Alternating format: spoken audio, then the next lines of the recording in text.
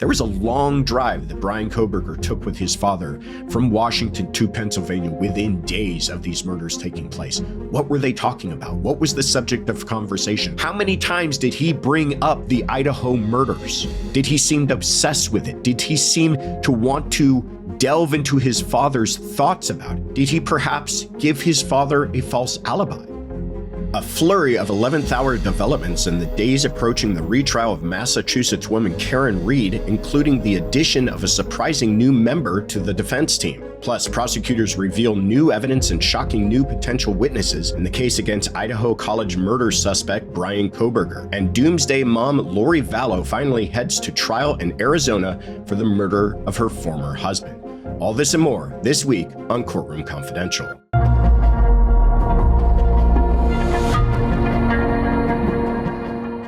Some of the most highly anticipated trials of 2025 are about to begin very soon, and there is a lot for us to dig into. So we are recording this episode on Friday, March 28th, 2025, and this is your Courtroom Confidential weekly roundup. Let's jump right in. The U.S. Court of Appeals denied Karen Read's federal appeal, allowing her retrial on charges of second-degree murder, manslaughter, and leaving the scene of a crime to proceed as scheduled. Read is accused of striking her boyfriend, John O'Keefe, with her SUV and leaving him to die in the snow in 2022. Her defense argues that someone else is responsible for his death. After several appeals by Read's defense team in both state and federal court following her first trial, this last-ditch effort found that Judge Beverly Cannoni had sound discretion in declaring a mistrial after the jury said they were hopelessly deadlocked. With the start of Read's second trial quickly approaching, Judge Cannoni considered several last-minute issues this week, starting first with a denial of the latest defense motion to dismiss. Next, Read's defense team laid out its most extensive explanation to date of why it thinks 3 other people are responsible for John O'Keefe's death, and why they should be able to argue as much to the jury. Meanwhile, on Friday, a judge ruled that Special Prosecutor Hank Brennan cannot access messages exchanged between Read's lawyers and Aidan Kearney, the blogger known as Turtle Boy. Judge Adam Sositsky, who had previously granted a motion allowing prosecutors in the Read case to access messages between Kearney and Read, ruled that a special master must first separate out any communications involving Read's legal team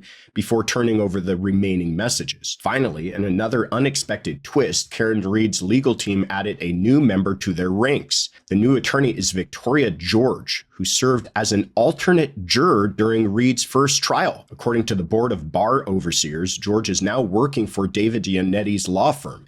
Yannetti is Karen Read's longest-serving attorney. Read's second trial is scheduled to begin with jury selection on April 1st. Several more decisions are expected before the start of jury selection. Well, what's happening here? Folks, I am absolutely exhausted with this case already, and it has not even really begun. So many twists and turns, so many things you just do not see. I know that is an overused statement. This is something we've never seen before, but in this case, it all seems to be true. There are several things happening in this case that I, in my entire career, have just never seen before. Let's start first with what we discussed last, and that is the adding of a new lawyer to the defense team. And that lawyer happens to have been a juror in the first trial. Now, she was not a deliberating juror.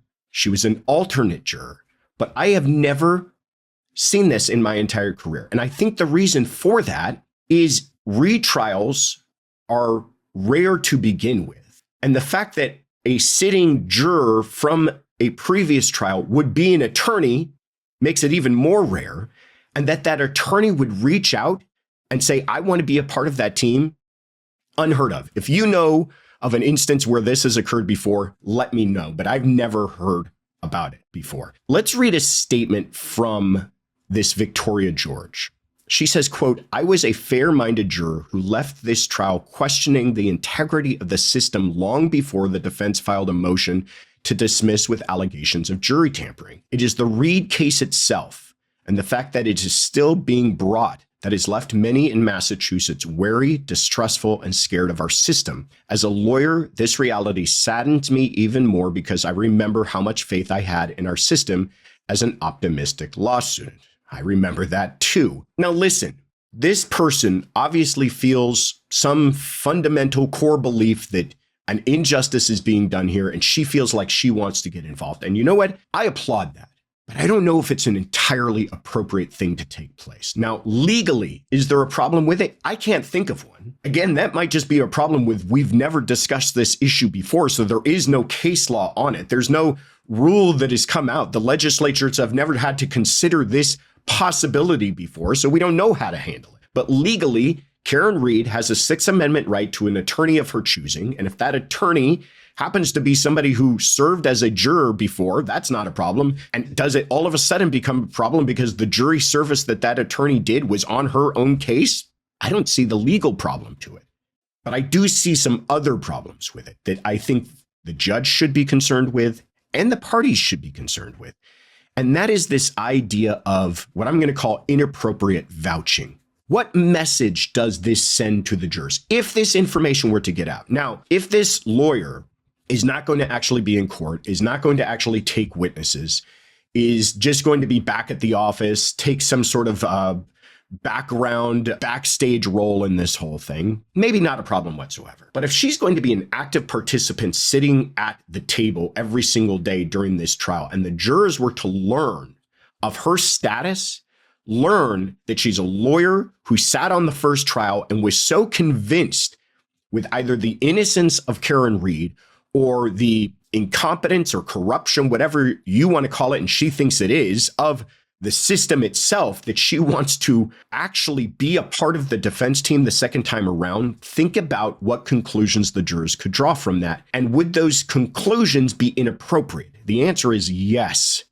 If they drew those conclusions that she, as a lawyer, made up her mind, and she as a lawyer is so convinced she's sitting on the defense side of the table, they might make their decision based on that alone, and that would be inappropriate. And that would be inviting error, in my view. And do we all really want to be sitting through this thing again? These are serious considerations. I don't know if there's a way to legally prevent her, but I think a lot of thought needs to be given to this entire thing. But let's talk a little bit about the text messages between Karen Read and Aidan Kearney, or otherwise known as Turtle Boy. The prosecution, the Commonwealth, has fought to have these exchanges brought in. And now we're learning that they are going to get those exchanges. What they aren't going to get are exchanges between Karen Read's defense attorneys and Turtle Boy. Which, let's just point this out. Why do those even exist? Why are there text communications between Karen Read's defense and Aidan Kearney? I don't know what purpose that could possibly serve, but the judge says, hands off, not going to get it. Fine. All you get is communications between the defendant and this Aidan Kearney. And what they're talking about is elements of witness intimidation. But I'll tell you this, if it is not flat out witness intimidation, whatever the definition of that is, I doubt you're going to see a text from Karen Read to Aidan Kearney saying, go out and intimidate these potential witnesses. But if it appears as though Karen Read is conspiring with Turtle Boy to influence witnesses, to influence the jury, to inappropriately influence the public, that's a bad look. That is not going to bode well for Karen Read. Some of the most powerful evidence you're ever going to get in a case, and I've said this many, many times before, and I believe it's entirely true, is some of the most powerful evidence is words out of the defendant's own mouth. And that applies whether or not the defendant is swearing an oath and taking the stand, whether or not the defendant is sitting down for an interview with investigators, or whether or not the defendant is surreptitiously being recorded or sending text messages in this case. Words from the defendant carry special meaning with jurors. And if those words from Karen Read to Aidan Kearney appear to be problematic, then that's going to be problems for Karen Read. Finally, one last note, jury selection in this case, I think, is going to take a very long time. We are talking about a case in a community that has been entirely wrapped up in this. This is a case that you walk into a local restaurant, a local bar, local coffee shop, people are talking about the Karen Read case. They have very strong views about the Karen Read case. I don't think you're never going to find people who have not heard of it. But if they've heard of it, have they made up their mind? And I think that's going to prove to be a problem. And I think it's going to take them a long time. I think they'll get there. I always think they'll be able to find jurors, but I think it's going to take them a long time. But what do you guys think? How do you think this trial will shape out to be different from the last one? I'd love to hear your predictions. Please let us know in the comments.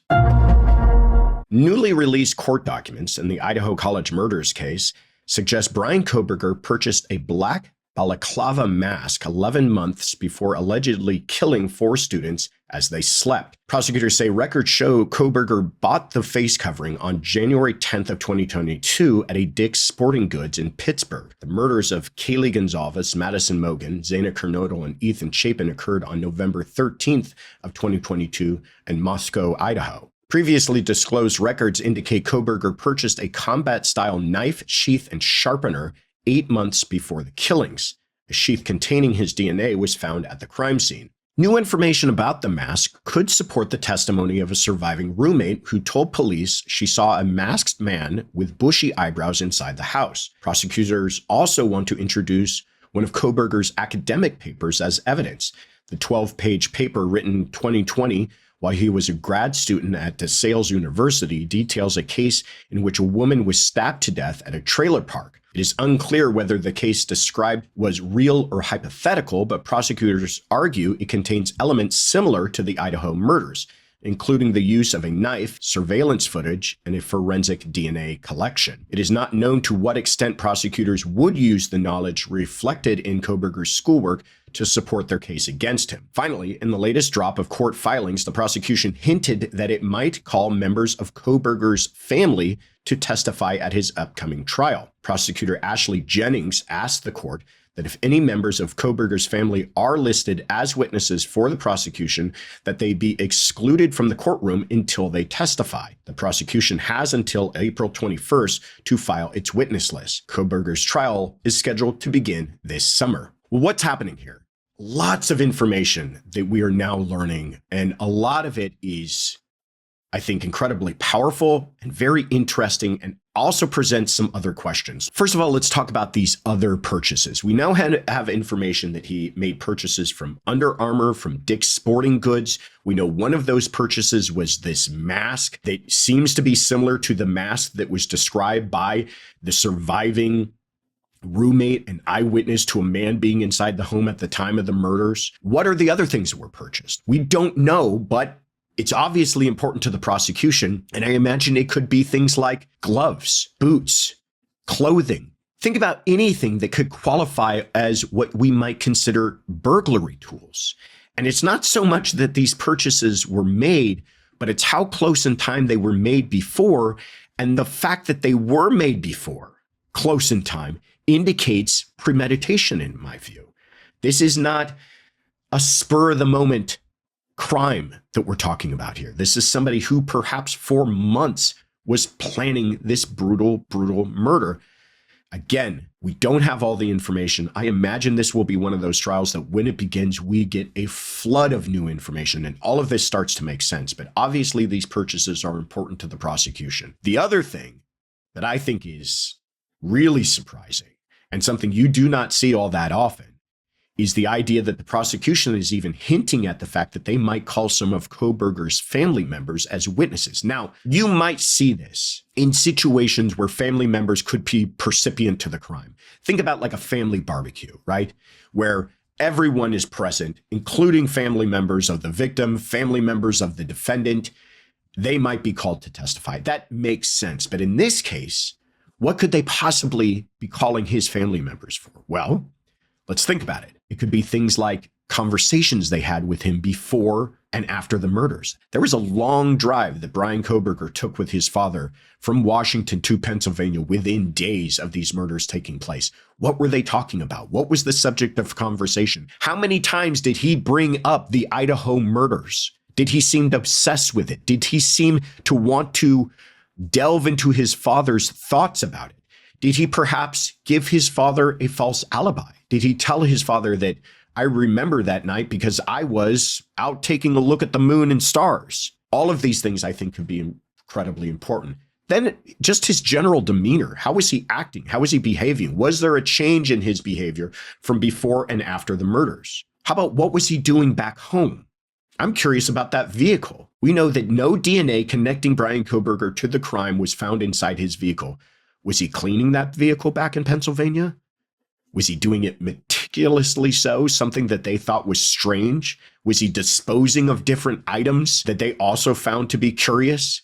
Was he generally paranoid? Again, was he talking about the murders? It could also be for simple things like establishing a timeline or establishing foundation for that access to the Amazon account that we now know to be so important because it was used to purchase a K-bar knife and sheath and sharpening device within months of the murder. One more last thing on this case, and that is the idea of motive and why Bryan Kohberger's school papers might become admissible and important for the prosecution in this case. We know, if you've been following this channel for any period of time, we know that the prosecution does not have to prove motive. Motive is not an element to a crime. Intent is that somebody intended to do something is an element, but why they intended to do it is very different. And it's not something that we require prosecutors to do. And why is that? Because understanding what goes on in someone's mind is something that we can't expect anybody to be able to prove. We can prove that they intended to do something, but what was going through their mind and what drove them to do that, we don't require them to prove. But that all being said, I think in a case like this, it would be a huge mistake for prosecutors not to provide the jurors with at least something to hang their hats on as to why Bryan Kohberger committed these murders. We have not heard a whole bunch about any connection between the victims in this case and Bryan Kohberger. I know there's conspiracy theories and there's gossip and rumor going around online as to what connections there may have been. We've not heard really much from the prosecution on this. Could these academic papers play some role in that? Could they provide some insight? Was this some sort of sick psychological experiment that Bryan Kohberger was playing out that he had revealed in these papers early on? I guess we will find out soon enough. But what do you guys think? Do you think his family members will actually testify? And what do you think they could tell us that would be important? Please let us know in the comments. So-called doomsday mom Lori Vallow is asking an Arizona court to dismiss both of the cases against her. Vallow is accused of conspiring to murder her then-husband Charles Vallow and conspiring to kill her niece's ex-husband, Brandon Boudreaux, in 2019. She is representing herself in both cases. In court filings, Vallow alleged that prosecutors illegally obtained text messages between her and her Idaho appeals attorney, and that Maricopa County jail staff unlawfully opened her mail without her presence. Prosecutors say Vallow conspired to have Charles killed, allegedly motivated by her religious beliefs and his $1 million life insurance policy. He was shot by her late brother, Alex Cox, who claimed self-defense after a fight involving a baseball bat. Vallow is also charged with attempted murder in the shooting of Boudreaux, which occurred months after Charles's death. A trial date for that case has not been set. Vallow was previously convicted in Idaho of murdering her children, Tylee Ryan and Joshua J.J. Vallow, as well as conspiring to kill Tammy Daybell, the first wife of her husband Chad Daybell. She is serving a life sentence. Meanwhile, East Idaho news reporter Nate Eaton has filed an emergency motion to be removed from Vallow's witness list, alleging he has no firsthand knowledge of the crimes and that listing him would prevent him from covering the trial. Jury selection in the Charles Vallow case is set to begin on Monday, March 31st. Well, what's happening here? I think we should talk first about what are the biggest hurdles for the prosecution in this case. And I think it's a mistake to think that finding her guilty in this case is an absolute given because she has already been convicted of conspiring and taking part in the murders of her children and her husband's ex-wife. Those crimes are awful, and there was a lot of evidence linking her to those crimes. This crime is different and needs to stand on its own. I'm not saying this case is short of a slam dunk. I'm not saying there's not evidence to support this case. I'm just saying it's a mistake to think it's a given. And it's in any conspiracy case, you're going to have difficulties because you have to essentially prove a couple of things. One is that an agreement took place between the conspiring parties. In this case, would be between Lori Vallow and her brother, Alex Cox, and that one of them at least took some sort of overt act. An overt act is an act in furtherance of the commission of that crime. Here, that's not a problem. Here, that's the murder. It's the killing itself. But what about that agreement? What evidence of agreement is there beforehand? Now, you could say that they both thought that her husband was an impediment to their everlasting salvation, and that their religious beliefs showed that they thought he was possessed or evil or any of the other bizarre things that we've heard her talk about before, and in relation to her own children. But I'll say this, you need something more than just a shared religious belief to show an agreement for the purposes of a criminal conspiracy. Now, it doesn't need to be overt. It doesn't need to be expressed. It doesn't need to say in a text message somewhere, we agree to kill my husband. It can be implied. But I think you're going to get into some gray area where they start to refer to her husband as, evil, or some sort of evil spirit's name, or whatever it is that they're talking about. How does that translate? More importantly, how will the prosecution convince jurors that that translates from more than just religious talk into actual agreement about plotting to kill someone? Again, I love to hear your thoughts on this. I encourage your thoughts on this, because I think this is something that should not be easily overlooked. One last thing about this case. Let's count the ways, shall we, that this case could go off the rails. You've got Lori Vallow, one of the most evil yet fascinating characters that we've discussed in a very long time, representing herself. Are we going to have outbursts? Absolutely. Inappropriate statements? You can bet on it. Questions that go nowhere and do nothing? Bank on it. Her case, on top of all of this, is not ready. She doesn't have her experts lined up. They haven't been able to do the analysis that they need to do to defend her because she's so hell-bent on this trial beginning. And the judge has warned her of all of these things. He's warned her that you cannot just put witnesses on a witness list like Nate Eaton and expect to be able to call them without some sort of offer of proof. You can't expect your experts to testify if you don't give them the time to do the work they need to do. I expect we are going to see a lot of timeouts, a lot of the judge taking a break and having the jurors brought out of the room to have discussions with Lori Vallow. And then finally, she could just shut the whole thing down and say, I don't want to be my own lawyer anymore. Now, you cannot create your own mistrial. And that's exactly why we have standby counsel in this case. And I believe this judge is up to the task, and this judge has done a remarkable job of instructing her of every little issue along the way and making sure he got appropriate waivers out of her. But what are you going to do with Lori Vallow? How are you going to possibly stop her from just creating a mess of this whole thing? I think we will get through it. I think we will see our way to the other side, but it's going to be quite an adventure getting there. But what do you guys think? How do you think the prosecution is going to prove that an agreement took place between Lori Vallow and Alex Cox? Please let us know in the comments. Hey, everybody. Before we dive into the other cases making headlines this week, I'm going to ask one very small favor, and that is, if you haven't already, please take a moment to subscribe to this channel now. We want to continue to provide you with the highest quality content that we possibly can. And the best way that we can do that is through your support. And don't forget to check out Courtroom Confidential, the podcast. Please join our community on all major podcast platforms. Also making headlines, a North Dakota woman was acquitted this week of murdering her roommate nearly 20 years ago. As the highly anticipated verdict was read, cheers erupted in the courtroom from the defendant's family, attorneys, and supporters. Anita Knutson was found dead in her Minot apartment on June 4th of 2007. She was roommates at the time with Nichole Rice, though their relationship was reportedly strained. One friend told police Rice had once said to Knutson, "One way or the other, I'm going to get you out of this house." Knutson's body was found by her father, who came to the apartment after his daughter failed to show up to work and did not answer multiple calls.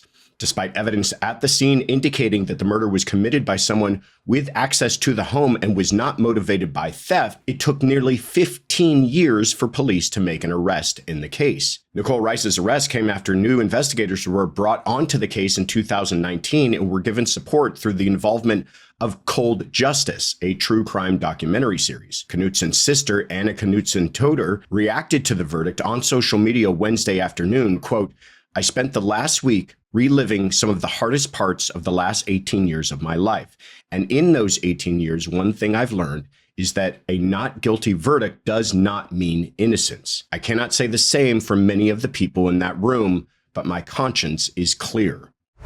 A former UFC champ was sentenced Monday to 5 years in prison for the attempted murder of a man accused of molesting his son. Cain Velasquez pled guilty to attempted murder, felony assault, and related gun charges after firing a handgun at a truck carrying 3 people. Prosecutors said he was targeting Harry Galarte, who is accused of molesting Velasquez's son.